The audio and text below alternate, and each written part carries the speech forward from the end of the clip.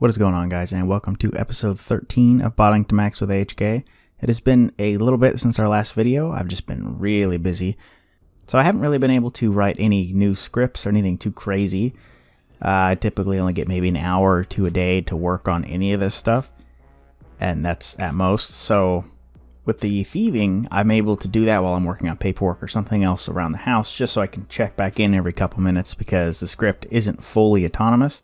It's pretty much just moving the cursor up and down along the y-axis. But it still gets pretty good XP an hour. I think I was sitting at around 120 to 130k XP an hour here, including, going and getting more food and stopping periodically and all that, which I realize is pretty low because you can get up to I think it's 240k XP an hour in the 80s. So it's not like this was super great. And again, most of this time was me sitting in my desk working on other things during a time that I wouldn't normally be playing RuneScape at all anyways, so this is kind of just free XP in my opinion. Plus, blackjacking is easily one of the most annoying and tedious and click intensive things in the entire game, so to not have to do the bulk of the blackjacking, I don't mind slightly slower XP rates. Now, to be fair, I did try and work on this, and I talked about it in the last video. I tried speeding this up and getting it faster. I was able to tune it up to around 180k XP an hour, but it was inconsistent and it was failing a lot more. This one has a proper amount of fail, in my opinion, to remain still decent XP, but also more realistic and human-like. So if I were to have it, max XP per hour, it's going to come across as a little weird and probably relatively bot-like, because a human's not going to be able, for the most part, to maintain a really high efficiency.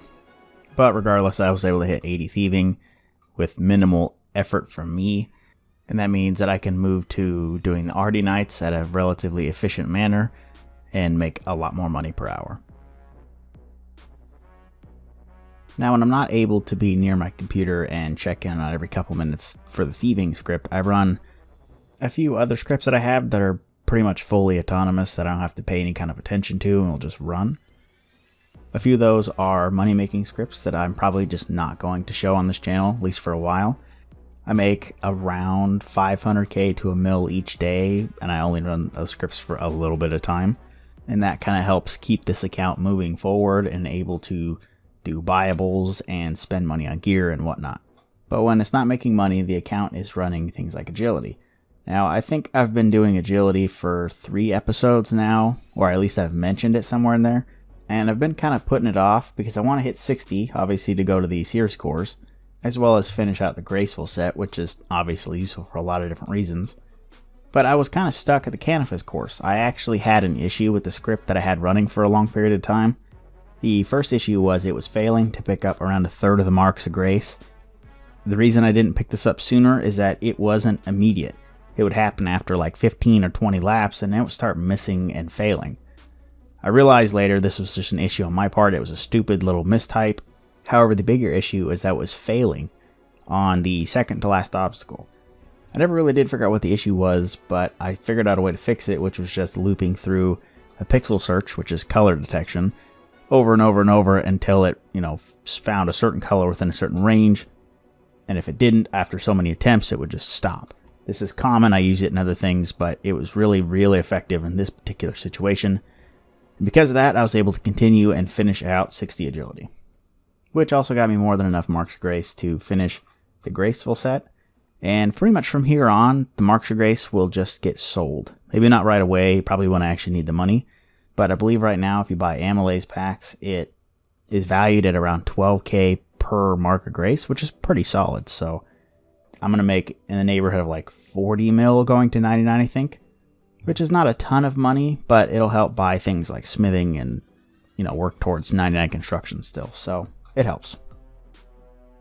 And of course, after I finished 60 agility, I had to go and buy the Graceful set, which, to be honest, I think is one of the bigger achievements that this account has actually gotten. I mean, I know that I've gotten 399s, but in my opinion, writing these agility scripts and going from 1 to 60 agility and from 0 marks of grace up to, I think it's 240 for the full set, I think that's a pretty cool thing. And for those who have watched this series in the past, I've talked a lot about getting 99 agility. most people wouldn't consider that a goal to even strive for until they're pretty much maxed. Me personally though, I like getting agility out of the way because it gets you a little bit of money with the Marks of Grace. You can run a lot further for a lot longer, obviously. You can get all the shortcuts, which opens up a ton of stuff. Plus, it's one of my favorite capes.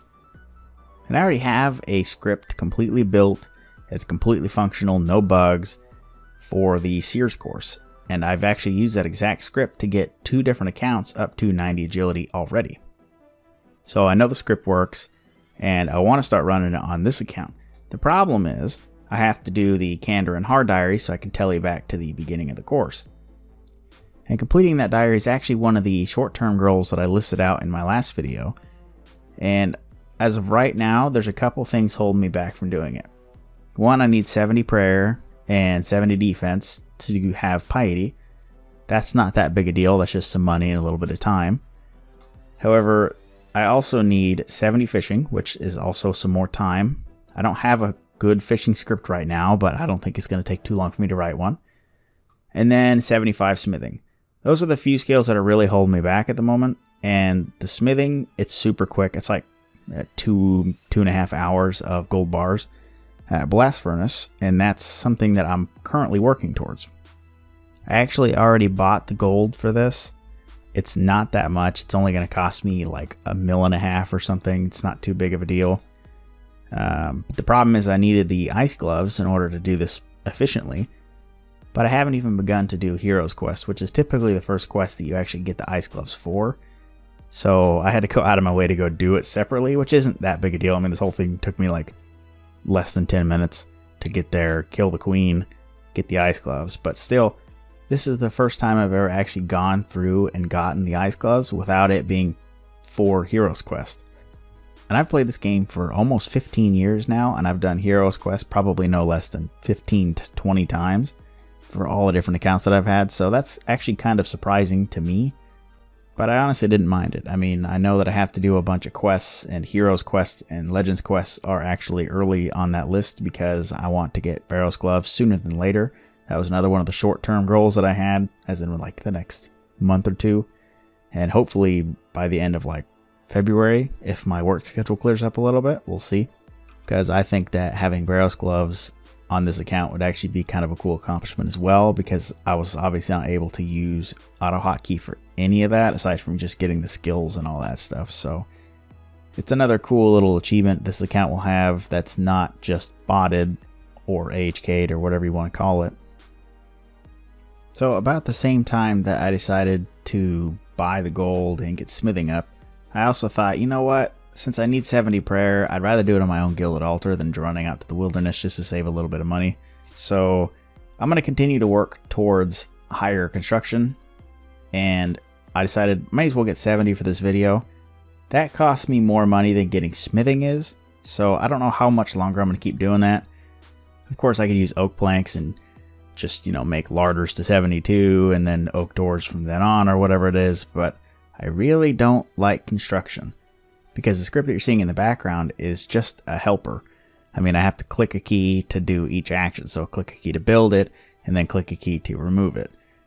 And don't get me wrong, it's way, way nicer doing this than doing it all manually and actually moving the mouse myself and all that. But it's still not great fun.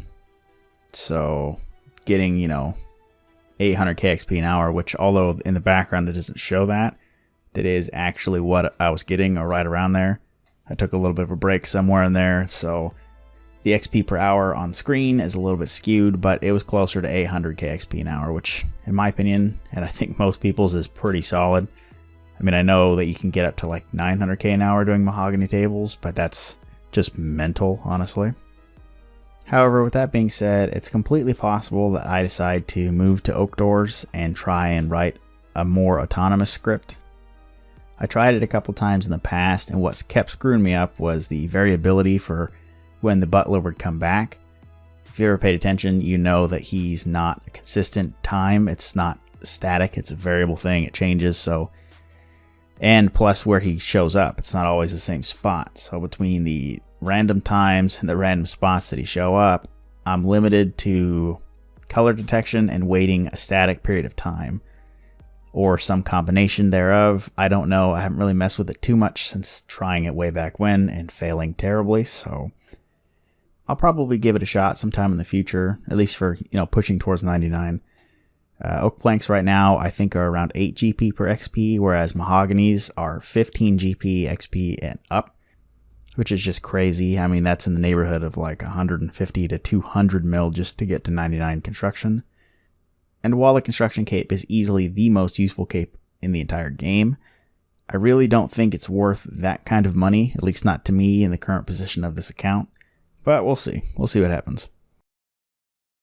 And that is all I have for you guys today. Thank you so much for watching. If you enjoyed it, don't forget to leave a like, comment, and subscribe. It all helps me out a lot. The link to the Discord is down below. We have over 620 people in there right now. It's awesome. I love seeing it grow. So if you want to talk to me or have any questions about AHK, please feel free to join that. Otherwise, don't forget to click that bell icon so you get notified as soon as I post a new video. And I will see you in the next one.